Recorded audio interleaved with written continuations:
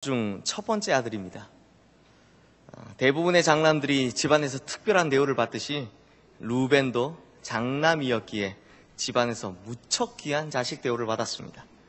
특히나 루벤의 어머니는 레아입니다. 레아는 첫 번째 부인이지만 둘째 부인이자 동생인 라헬로 인해서 늘 무시를 당하며 살아온 여인입니다. 그런 레아가 아이를 낳지 못하던 이 라헬과 달리 그 집안의 첫 번째 아들을 낳고서는 너무나 기뻐서 이렇게 외칩니다. 봐라! 아들이다! 바로 이 외침, 보라! 아들이다! 라는 이 말을 히브리어로 바꾸면 바로 루벤이 되는 겁니다. 그래서 이 장남의 이름이 보라! 아들이다! 라는 뜻을 가진 루벤이 된 것입니다. 비록 사랑하는 둘째 부인 라헬의 소생은 아니었지만 야곱도 이 맏아들이었던 루벤에게 상당히 큰 기대를 걸었던 것 같습니다. 그래서 오늘 본문 3절 말씀을 보면 야곱은 루벤을 두고 이렇게 표현을 합니다. 루벤아, 너는 내 장자요, 내 능력이요, 내 기력의 시작이라. 위풍이 월등하고 권능이 탁월하다. 여기서 위풍이 월등하다라는 말은요, 루벤이 굉장히 뛰어난 용모를 가졌다라는 말입니다. 또 권능이 탁월하다라는 말은 루벤이 여러 면에서 탁월한 능력과 재주가 있었다라는 말입니다. 게다가 성경을 쭉 보고 있으면 이 루벤은요, 말도 참 잘합니다. 그러니 탁월한 능력과 재주도 있고 말도 잘하는데 심지어 얼굴마저 잘생겨도 너무 잘생겼으니 요즘 말로 하면 딱 교회 오빠 이미지인 것입니다. 하지만 성도님들, 모든 면에서 탁월하고 모든 것이 월등했던 장자 루벤이었는데 이후에는 자기가 가졌던 모든 장자의 축복과 권리를 다 빼앗겨버리는 것을 볼 수 있습니다. 그 내용이 바로 역대상 5장 1절에서 2절 말씀입니다. 이스라엘의 장자 루벤의 아들들이 이러하니라 라고 하고 관로하며 이렇게 설명을 하고 있습니다. 루벤은 장자라도 그의 아버지의 친상을 더럽혔으므로 장자의 명분이 이스라엘의 아들 요셉의 자손에게로 돌아가서 족보의 장자의 명분대로 기록되지 못하였느니라. 유다는 형제보다 뛰어나고 주권자가 유다에게서 났으나 장자의 명분은 요셉에게 있느니라 라고 합니다. 즉 장자의 권세는 11번째 동생인 요셉에게로, 또 왕과 메시아의 조상이 되는 축복은 넷째 동생인 유다에게로 다 넘어가 버렸다는 것입니다.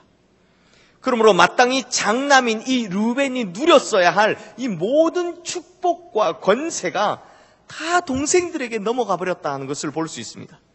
성도님들, 실제로 이스라엘 12지파 중에서요, 이스라엘 역사상 출애굽기로부터 시작해서 사사기를 지나 사무엘 상하, 열왕기 상하, 이것이 다 지날 때까지 그 긴 역사 속에서 단 한 명의 지도자도 배출하지 못한 유일한 지파가 있는데 그 지파가 바로 이 말씀대로 이루어진 루벤 지파라는 것입니다. 그렇다면 성도님들, 도대체 이렇게 된 이유가 무엇일까요? 루벤이 맏아들이라는 이 존귀한 자리뿐만 아니라 그 모든 축복과 권세를 다 빼앗겨버리고 오늘날 우리에게 이토록 안타까운 사람으로 내려오는 그 이유가 무엇일까요? 이제 성경을 아주 꼼꼼히 들여다보면서 그 이유를 살펴보도록 하겠습니다. 먼저 우리가 살펴볼 첫 번째 장면은 형제들이 요셉을 구덩이에 던졌다가 나중에 이스마엘 상인에게 팔아버리는 그 유명한 장면입니다. 창세기 37장 후반부에 보면 요셉을 시기하던 이 다른 형제들이요, 자신들을 찾아온 요셉을 잡고서는 이 애를 죽일까 말까, 이걸 어떻게 할까 라고 고민하는 장면이 나옵니다. 바로 그때 루벤이 형제들 앞에 나서서 이렇게 이야기를 합니다. 창세기 37장 21절에서 22절 말씀입니다. 루벤이 듣고 요셉을 그들의 손에서 구원하려 하여 이르되 우리가 그의 생명은 해치지 말자. 루벤이 또 그들에게 이르되 피를 흘리지 말라. 그를 광야 그 구덩이에 던지고 손을 그에게 대지 말라 하니 이는 그가 요셉을 그들의 손에서 군출하여 그의 아버지에게로 돌려보내려 함이었더라. 루벤이 형제들에게 뭐라고 했다고 합니까?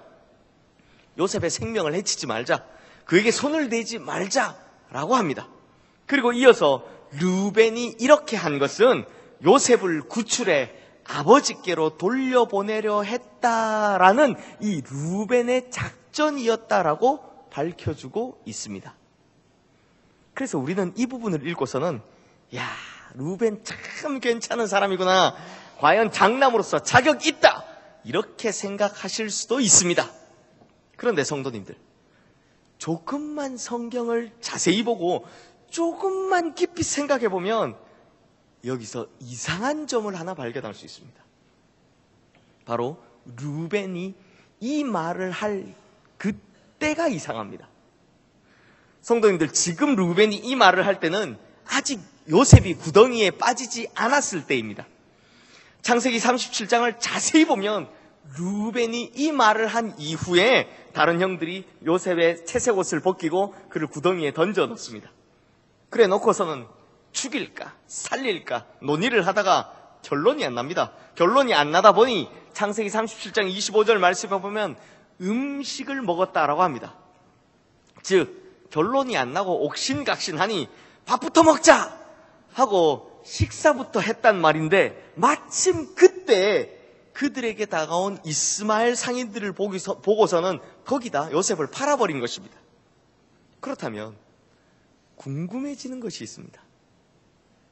그동안 이 꽤나 긴 시간 동안이었을 텐데요, 도대체 그 시간 동안 루벤은 어디에 있었는가 하는 것입니다. 분명히 루벤은 그 자리에 없었습니다. 없었다고 합니다. 도대체 어디를 갔는지 알 수가 없습니다. 왜냐하면 창세기 37장 29절 30절 말씀해 보면 루벤이 돌아와 구덩이에 이르러 본즉 거기 요셉이 없는지라 옷을 찢고 아우들에게로 되돌아와서 이르되 아이가 없도다, 나는 어디로 갈까? 라고 했다고 합니다. 분명히 어떻게 합니까? 어디를 갔다 돌아왔다고 합니다. 어디를 갔다 돌아와서 구덩이를 보고는 아이가 없다고, 이거 어떻게 하면 좋겠냐고 이렇게 탄식한 것으로 기록하고 있다는 것입니다. 성도님들, 그렇다면 이 구덩이에 빠졌던 요셉은 가만히 있었을까요? 아니면 조용히 있었을까요? 시간이 많이 지나서요, 이후에 총리가 된 요셉을 몰라본 형제들이 이 요셉의 이 모략으로 인해서 너무나 곤란한 일을 겪게 되자 과거에 동생 팔아버린 그 일을 후회하면서 이렇게 말하는 내용이 있습니다. 창세기 42장 21절 말씀해 보면 그가 우리에게 애걸할 때 그의 마음의 괴로움을 보고도 듣지 아니하였다라고 말하는 장면이 있습니다. 그러니까 구덩이 속에 있었던 요셉은 정말 오랜 시간이 지나도록 형들의 기억에 남을 정도로 정말 애절하게 살려달라고 그렇게 어지간히 애걸복걸했다라는 말입니다. 그렇게 요셉이 자기 좀 살려달라고 그렇게 목청을 다해서 울고 소리를 지르는 동안 요셉을 구출하겠다고 작전을 짜고 형제들을 설득했던 그 루벤, 이 사람 도대체 어디에 있었던 걸까요? 게다가 당시에 그곳은 도단이라고 하는 양을 치기 좋은 땅, 시야가 탁 트인 아주 넓은 초원이라고 하니 요셉의 울부짖는 소리가 아주 잘 들렸을 텐데, 아주 멀리까지 퍼져나갔을 텐데 도대체 루벤은 그 시간에 어디서 무엇을 하고 있었는지 알 수가 없다는 것입니다. 그런데 성도님들, 창세기 37장 이 뒷부분을 좀 더 자세히 보면 또 한 가지 이상한 점을 발견할 수 있습니다. 무엇이냐면 다른 형제들이 루벤이 무슨 말을 하든지 간에 전혀 귀를 기울이지 않는다는 겁니다. 듣지를 않더라는 겁니다. 반면에 넷째인 유다가 형제들에게 우리 동생을 죽이고 그의 피를 덮어둔들 무엇이 유익할까? 자, 그를 이스마엘 사람들에게 팔고 그에게 우리 손을 대지 말자. 그는 우리의 동생이요 우리의 혈육이니라 라고 제안을 하자 그때 형제들이 다 유다의 말을 청종하였다라고 합니다. 그러니까 루벤이 말했을 때와는 완전히 대비되는 표현이 나오는데 바로 형제들이 유다의 말에는 청종하였다라는 것입니다. 그러니까 무슨 이유에서든지 인지 루벤은 분명히 장자이자 맏형임에도 불구하고 나머지 형제들이 루벤의 말을 귀뚱으로도 제대로 안 듣더라는 것입니다. 참 재밌는 것은요, 평소에 자기 말이라면 귀뚱으로도 안 듣던 이 동생들에게 루벤이 그 어느 때보다 자신 있게 큰 소리 땅땅 치는 장면이 하나 나옵니다. 언제냐면 나중에 총리가 된 요셉을 몰라본 이 형제들이 요셉의 집요한 요구 때문에 고독을 치르는데, 그때 이 모든 곤란함을 생기는 이유가 우리가 과거에 요셉 팔아먹은 죄값 치르는 일 때문이다 라고 다들 후회합니다. 바로 그때 갑자기 루벤이 나타나서 이렇게 큰 소리를 칩니다. 내가 너희에게 그 아이에 대하여 죄를 짓지 말라고 하지 아니하였더나 그래도 너희가 듣지 아니하였느니라. 그러므로 그의 죄값을 치르게 되었도다. 한마디로 하면 내 그럴 줄 알았다. 내가 그때 하지 말라고 그랬잖아. 그때 내 말 안 듣더니 듣지도 않더니. 이런 것이죠. 사랑하는 성도님들, 이런 것들 쭉 살펴보고 나니 루벤, 이 사람은 어떤 사람 같습니까? 그러니까 루벤은요, 말뿐인 사람, 말만 잘하는 사람이라는 것입니다. 그러므로 요셉과 관련된 이 루벤의 이야기들을 미루어 보건대 루벤은 늘 허울 좋은 말만, 듣기 좋은 말만 던져놓고 정작 자기가 곤란해지는 자리, 자기가 책임지고 자기가 부딪혀야 되는 그 자리는 슬쩍 피해버리는, 어디 간지를 모르겠는 정말 말뿐인 사람이더라라는 것입니다. 따라서 그럴듯한 말만 해놓고선 자기가 곤란해질 때는 슬쩍 피했다가 자기 정당 하나, 자기 변명의 찬스가 오면 아주 길길이 날뛰는 그런 사람이었다는 것이죠. 그런데 이쯤 되면 우리 성도님들 중에는 에이 목사님, 사람 너무 나쁘게 보는 거 아닙니까? 라고 하시면서 요셉이 팔리던 그 자리에 루벤이 없었던 것은 아마도 무슨 급한 사정이 있을 수 있잖아요 라고 하시면서 혹시라도 급하게 배가 아파서 화장실 갔을지도 모르잖아요 라고 하시면서 은근히 루벤 편 들어주고 싶어 하시는 분도 계실 것 같습니다. 그래서 한 장면만 더 살펴보려고 합니다. 우리가 두 번째로 살펴볼 장면은 애굽의 총리가 요셉인지 모를 때 막내 동생 베냐민을 데려오라고 하는 이 요셉의 요구로 인해서 아버지 야곱이 발칵 뒤집어졌을 때 장면입니다. 오랜 세월이 흘러서 요셉이 애굽의 총리가 되고 난 후 큰 가뭄으로 인해 그 모든 지역에 더 이상 먹을 것이 없어져 버렸습니다. 그래서 애굽이 있다고 하는 그 양식을 사러 애굽까지 찾아온 이 형들, 그 가운데 요셉이 시므온을 인질로 잡고 나서 다음에 올 땐 막내 베냐민을 꼭 데려오라 라고 이야기를 합니다. 그래서 집으로 돌아온 이 아들들이요, 아버지 야곱에게 이렇게 이야기를 합니다. 시므온은 잡혀 있고요, 애굽의 총리 대신이 다음에 애굽으로 올 때는 꼭 베냐민을 데리고 와야 풀어주겠다라고 합니다 라는 말을 전하자 아버지 야곱이 펄쩍 뜁니다. 너희들이 내 자식 다 잃게 한다고 요셉도 없어졌고 시므온도 없어졌는데 이번에는 베냐민까지도 빼앗아갈 거냐고 아주 길길이 난리를 칩니다. 그런데 바로 그 순간 누가 나타날 것 같습니까? 네, 루벤이 나타납니다. 루벤이 나섭니다. 그리고 이렇게 말합니다. 창세기 42장 37절 말씀입니다. 이 이야기를 들어보면 너무나 당당합니다. 루벤이 그의 아버지에게 말하여 이르되 내가 그를 아버지께로 데리고 오지 아니하거든 내 두 아들을 죽이소서, 그를 내 손에 맡기소서, 내가 그를 아버지께로 데리고 돌아오리이다. 이 말만 들으면 정말 기특합니다. 과연 맏아들 자격 있구나 싶습니다. 하지만 성도님들, 중요한 것은 그 말을 했을 때가 언제냐 하는 것입니다. 루벤이 아버지 야곱에게 자기 두 아들의 목숨을 걸고서라도 베냐민을 책임지겠다 라고 장담한 바로 그때가 언제냐 하면 지금 막 애굽에서 돌아왔을 때입니다. 즉 지금 그들에게는 먹을 양식이 꽤 많이 있을 때라는 것입니다. 무슨 말입니까? 최소한 방금 가져온 양식이 다 떨어질 때까지는 당장 애굽으로는 돌아가지 않아도 된다는 것입니다. 그러니 루벤은 그토록 아버지와 형제들 앞에서 큰 소리를 땅땅 친 것입니다. 그런데 시간이 지납니다. 먹는 것도 다 떨어집니다. 그래서 창세기 43장 1절 2절 말씀은 이렇게 시작합니다. 그 땅에 기근이 심하고 그들이 애굽에서 가져온 곡식을 다 먹음에 그 아버지가 그들에게 이르되 다시 가서 우리를 위하여 양식을 조금 사오라.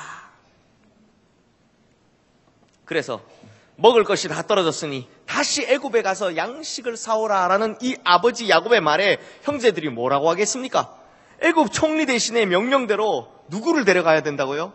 베냐민을 데리고 가야 한다고 말합니다. 이에 아버지와 형제들이 옥신각신합니다. 베냐민을 데려간다, 못 데려간다 하며 논쟁을 하고 있습니다. 그러면 정상적이라면 이때 누가 나타나야 합니까? 네, 맞습니다. 지난번 그러니까 애굽에서 돌아온 직후 베냐민을 데리고 갔다가 못 데리고 온다면 자기 두 아들의 목숨을 바치겠습니다 라고 큰 소리 땅땅 치던 루벤, 이 루벤이 나타나야 되는 거 아닙니까? 그런데 루벤 어디 갔습니까? 또 없습니다. 뭐 뻔하지만 또 그 자리에 보이지를 않습니다. 그러니 자기 두 아들의 목숨을 아버지 야곱에게 맡기고 애굽으로 떠나야 할 그 루벤은 역시나 온데간데 없이 보이지도 않고 이번에도 역시 넷째인 유다가 나서서 자기가 이렇게 책임을 지겠다라고 말을 합니다. 창세기 43장 8절에서 9절 말씀입니다. 유다가 그의 아버지 이스라엘에게 이르되 저 아이를 나와 함께 보내시면 우리가 곧 가리니 그러면 우리와 아버지와 우리 어린 아이들이 다 살고 죽지 아니하리이다. 내가 그를 위하여 담보가 되오리니 아버지께서 내 손에서 그를 찾으소서. 내가 만일 그를 아버지께 데려다가 아버지 앞에 두지 아니하면 내가 영원히 죄를 지리이다. 그런데요, 더 신기한 것은 루벤이 큰 소리를 땅땅 칠 때는 들은 척도 하던 이 아버지 야곱이 유다가 이렇게 말하니까 그렇게 하라 라고 너무나 쉽게 허락하는 모습을 볼 수 있다는 것입니다. 사랑하는 성도님들, 그러므로 이제 우리는 확실히 이 루벤의 정체를 파악할 수 있습니다. 루벤, 어떤 사람입니까? 완전 허풍쟁이입니다. 그러니 평소에는 큰 소리를 땅땅 치며 모든 옳은 일은 혼자 다 하는 사람처럼 보이지만 정작 자기가 책임져야 하는 순간이 오면, 그래서 자기 희생의 순간이 찾아오면 도대체 어디 간지를 모르겠는, 그때마다 어디에 있는지 슬쩍슬쩍 피해 다니는 정말 비겁자, 얄미운 모사꾼이었다라는 것입니다. 그렇다면 성도님들, 루벤은 대체 왜 이런 사람이 되었을까요? 장자에다 아버지의 능력이었고 위풍이 월등하며 권능이 탁월했던 이 루벤이 대체 왜 이렇게까지 되었을까요? 답을 먼저 말씀드리면 루벤은 날이 갈수록 퇴보했기 때문입니다. 루벤의 그 대단했던 위풍과 권능이 올바른 데 쓰이지를 못하고 그 대단함들이 오히려 시간이 갈수록 점점점 더 퇴보해버렸기 때문입니다. 이 루벤의 퇴보, 이것을 어떻게 알 수 있는가 하면 창세기 30장에 나오는 이 레아와 라헬이 자식 낳는 것을 두고 엄청나게 경쟁하는 장면에 보면 알 수 있습니다. 먼저 레아가 아들을 낳습니다. 루벤, 시므온, 레위, 유다, 이 넷을 낳습니다. 여기까지는 레아가 분위기가 좋죠. 그런데 아이를 낳지 못하던 이 라헬이 그의 시녀였던 빌하를 야곱의 첩으로 주어서 단과 납달리를 낳습니다. 그러자 레아가 다급해집니다. 왜냐하면 자신의 태가 닫힌 것으로, 멈춘 것으로 알고 있었기 때문입니다. 그래서 레아도 자신의 시녀였던 실바를 야곱의 첩으로 주어서 갓과 아셀을 낳습니다. 그야말로 자식 낳기, 정확히는 아들 낳기 전쟁이 벌어진 겁니다. 그런데 그때 당시의 소년이었던 루벤이 들에서 합환채라는 식물을 구해다가 어머니 레아에게 가져다 주는 장면이 있습니다. 이 합환채라는 것은 히브리 사람들에게는 두다임이라고 불리는 것인데, 사진에서 보시는 것과 마찬가지로 뿌리가 생긴 것이 마치 인삼 비슷하지 않습니까? 인삼처럼 사람 모양을 닮은 식물입니다. 그런데 이것이요, 먹을 때는 단맛이 굉장히 강하게 나는데 마취성이 강했기 때문에요, 고대에는 정력제로 혹은 여인의 태를 열어준다는 약초로, 그래서 고대 사람들에게 사랑의 열매로 불렸던 식물입니다. 그래서 이 장면을 그냥 읽으면 이 소년 루벤이 귀한 약초를 구해다가 지금 어머니 레아에게, 이 지금 곤란함에 처해 있는 어머니 레아에게 가져다 주는구나 라고 생각을 할 수 있습니다. 그래서 루벤 참 효자로구나 라고 그냥 넘어가기 쉽습니다. 그런데 성도님들, 이 내용을 한 번만 다른 각도에서 생각해 보면 루벤은요, 상당히 일찍 성에 눈뜬 소년임을 알 수 있습니다. 그러니 루벤은 그 합환채라는 식물이 아이를 낳는데 효험이 있다는 사실을 어릴 때부터 잘 알고 있었고, 게다가 그 식물이 다른 형제들이 아닌 유독 루벤의 눈에만 띄었다는 것은 어릴 때부터 그런 어른들의 행사에 관심이 많았다는 것을 알 수 있습니다. 그렇다면 성도님들, 이런 관심이 그저 어릴 적 치기라고 한다면 차후에 나이가 들어서는 어떻게 돼야 됩니까? 그것들이 점점 사라져야 합니다. 그의 위풍이 월등하고 그의 권능이 탁월한 것이 제대로 이제 이후에 나이가 들어 발휘되려면 어떻게 해야 됩니까? 그저 이런 어린 소년의 호기심 같은 것들은 당연히 나이가 들면 들수록 점점 사라져야 하고, 나이가 들어서는 자신의 장점인 이 위풍과 권능을 선하고 좋은 일에 마땅히 그렇게 사용했어야 된다는 것입니다. 하지만 루벤은 그렇지를 못합니다. 시간이 지날수록 더 나빠지기만 합니다. 즉, 퇴보했다라는 것입니다. 결국 루벤의 퇴보가 어디까지 가느냐? 그 소년의 호기심이 어디까지 가느냐? 나중에 자기 아버지 야곱의 첩이었던 이 빌하와 간통하는 일까지 벌리게 된다는 것입니다.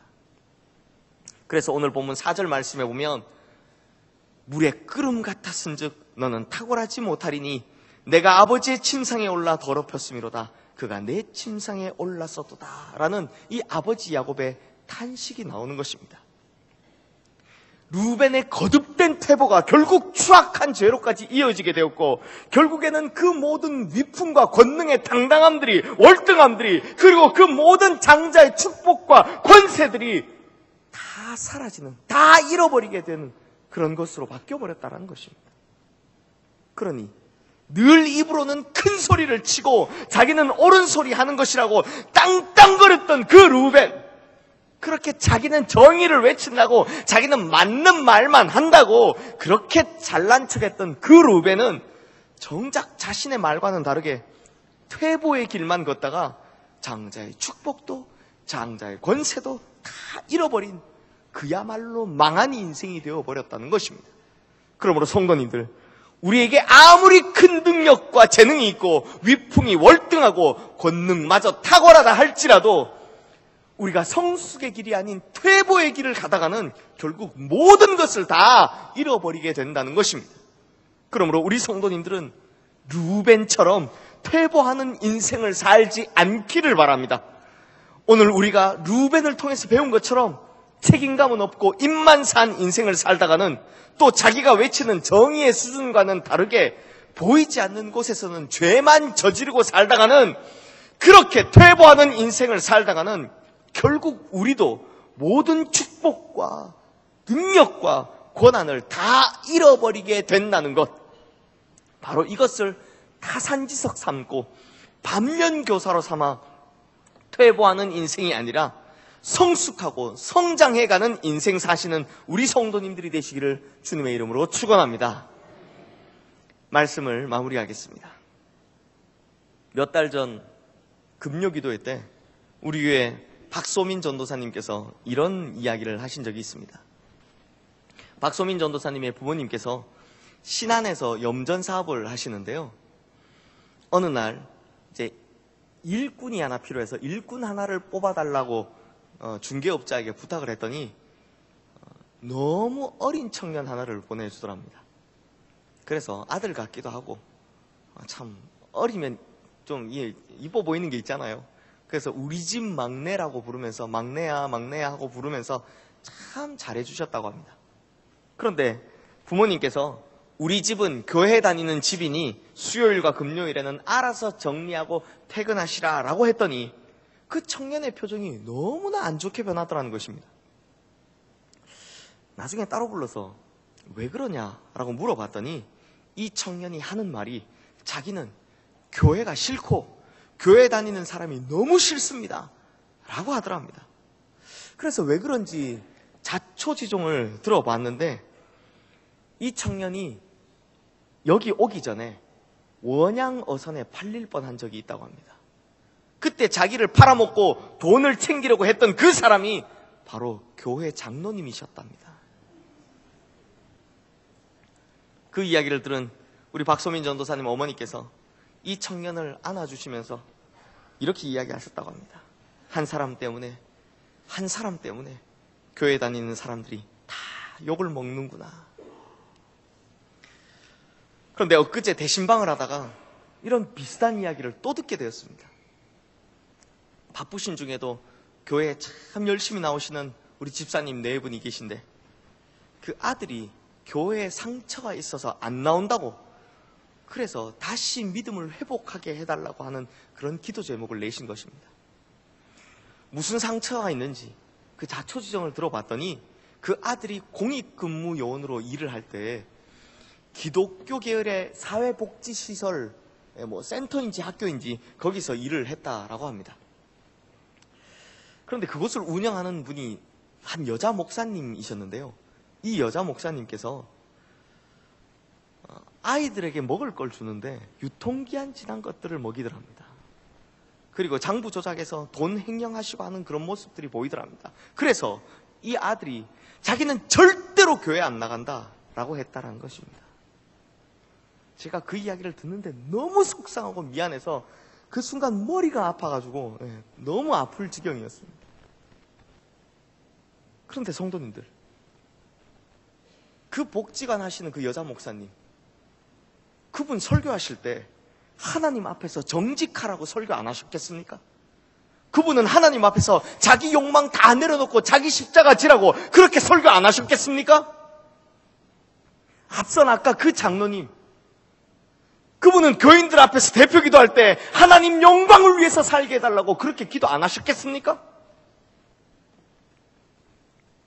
사랑하는 성도님들, 그러므로 이 세상에 이런 루벤 같은 기독교인들이 너무나 많다는 것이 문제입니다. 입술로는 하나같이 정의의 용사이지만 정작 삶으로 보여주는 것은 루벤 같은 사람들이 너무나 많더라는 것입니다. 결국 우리 기독교가 욕먹는 것은 다름 아닌 이 루벤 같은 사람들, 루벤 같은 신자들이 많아서라는 것입니다. 그런데 성도님들, 우리는 어떻습니까? 우리는 진짜 정직하게 우리 스스로를 한번 되돌아보면 우리는 루벤이 아니라고 말할 수 있습니까? 저는 오늘 이 설교를 준비하면서 이 세상 최고의 루벤은 바로 나로구나 하는 생각이 들었습니다. 이 나같이 말만 잘하는 목사로구나 하는 생각이 들어서 내내 마음이 무거웠습니다. 처음에 설교를 쓸 때는 왠지 루벤 흉 보는 것 같아서, 저도 사람입니다. 이 흉 보는데 성도님 흉 못 보니 이 루벤 흉 볼 때 너무 신나서 설교를 쓰다가 뒤로 가면 갈수록 마음이 무거워져서 어찌할 바를 모르겠더라고요. 성도님들, 저도 사랑하라고 이 강단에서 설교하지만 원수 같은 사람을 다 사랑하지도 못합니다. 저도 용서하라고 이 앞에서 외치지만 사실 그냥 참는 경우가 많지, 진정 그 마음속 깊은 곳에서부터 완벽하게 용서하지 못할 때가 훨씬 더 많습니다. 충성하라고 말하지만 정작 하나님의 말씀에 충성하지 못할 때가 훨씬 더 많고, 거룩하라라고 이야기하지만 정작 거룩하지 못한 모습들, 그것들을 몰래 가리고 살 때가 더 많더라는 것입니다. 그러면 우리 성도님들은 어떠십니까? 제가 사랑하라고 설교하면 다들 아멘 하시지만 정말 원수마저도 사랑하고 계십니까? 용서하라고 설교하면 다들 아멘 하시지만 정말 마음속 깊은 곳에서부터 그 사람 완벽하게 용서하고 살아가고 계십니까? 충성하라고 하면 다들 아멘 하시지만 정말 진심을 다해서 하나님 앞에 충성하십니까? 거룩하라고 하면 다들 아멘 하시지만 정말 아무도 보지 않는 곳에서도 하나님께서는 나를 보고 계신다는 마음으로 그렇게 거룩하게 살아가고 계십니까? 아마 이 질문에 자신 있게 아멘, 나는 그렇게 살아가고 있습니다 라고 대답하실 분들이 거의 없으실 것입니다. 그러니 누가 루벤입니까? 바로 내가 루벤인 것입니다. 누구라 할 것도 없이 바로 우리가 다 루벤인 것입니다. 그러면 성도님들, 이제 우리는 어떻게 하면 좋습니까? 어떻게 하면 좋단 말입니까? 이 루벤 같은 우리는 대체 어떻게 하면 좋단 말입니까? 성경을 보면 루벤과 자주 비교가 되는 또 한 사람이 등장합니다. 바로 넷째 아들 유다입니다. 그러면 이 유다는 어떤 사람입니까? 유다도 원래부터 완전하거나 완벽했던 사람이 아닙니다. 루벤처럼 장자도 아닌 넷째였고 위풍이 월등하고 권능이 탁월하다, 그런 칭찬은 한 번도 들은 적도 받아본 적도 없는 사람입니다. 사실 도찐개찐이라고 유다나 루벤이나 그런 별 큰 차이 없습니다. 그래서 유다도 루벤과 비슷하게 자기 며느리인 다말을 창녀인 줄 알고, 며느리를 창녀인 줄 알고 동침할 정도로 문제가 많은 사람이었습니다. 그런데 오늘 본문 10절 말씀해 보시면 이렇게 이야기합니다. 규가 유다를 떠나지 아니하며 통치자의 지팡이가 그 발 사이에서 떠나지 아니하기를 실로가 오시기까지 이르리니 그에게 모든 백성이 복종하리로다 하고, 이 아버지 야곱이 유언을 할 때 왕의 지팡이가 유다에게 있을 것, 그것과 메시아 곧 예수 그리스도가 유다의 혈통을 통해 올 것을 이 예언하고 있습니다. 즉 축복하고 있다는 것입니다. 참 신기한 일입니다. 루벤과 유다 둘 다 비슷한데, 아니 유다가 루벤보다 좀 더 못한 적도 있는 것 같은데 어떻게 루벤은 다 뺏기고 박탈당했던 그 축복과 권세들이 어떻게 유다에게서는 다 이루어질 수 있었을까? 대체 어떻게 이런 일이 있을 수 있었을까요? 성도님들, 유다는 원래 흠없는 그런 인물이 아닙니다. 특출한 인물도 아니었습니다.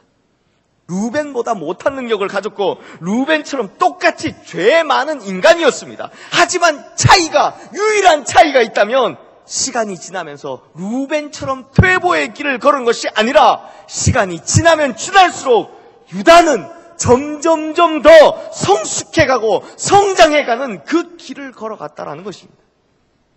별 볼 일 없던 유다가 시간이 지날수록 점점 성숙해갑니다. 그래서 아버지와 이 형제들의 신임을 받게 됩니다. 그래서 집안 굳은 일은 다 도맡아 하게 됩니다.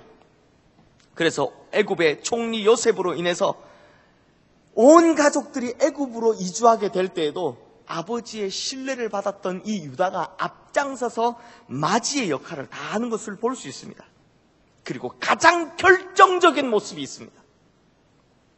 요셉이 총리인 줄 모를 때 이 요셉이 베냐민을 잡아 가두겠다라고 하니 아버지와 한 약속을 지키기 위해서, 또 자기의 배다른 동생이었던 이 베냐민을 살리기 위해서 유다가 스스로 나섭니다. 그리고 자기가 베냐민을 대신해서 포로로 잡히겠다고, 자기가 베냐민을 대신해서 그렇게 죽겠다고 한 그 모습, 바로 그 희생의 모습, 바로 그 대속의 모습 때문에 유다는 예수 그리스도의 조상이요 예수 그리스도의 모형이 될 수 있었다는 것입니다. 그러므로 성도님들, 유다는 신앙도 인격도 신뢰도 품성도 시간이 갈수록 점점점 더 성숙해진 사람이라는 것입니다. 비록 시작은 루벤에 미치지 못했지만 그 끝에는 어마어마한 축복을 받게 된 사람이 되었다는 것입니다. 사랑하는 성도님들, 우리 신앙은 말로 평가받는 것이 아닙니다.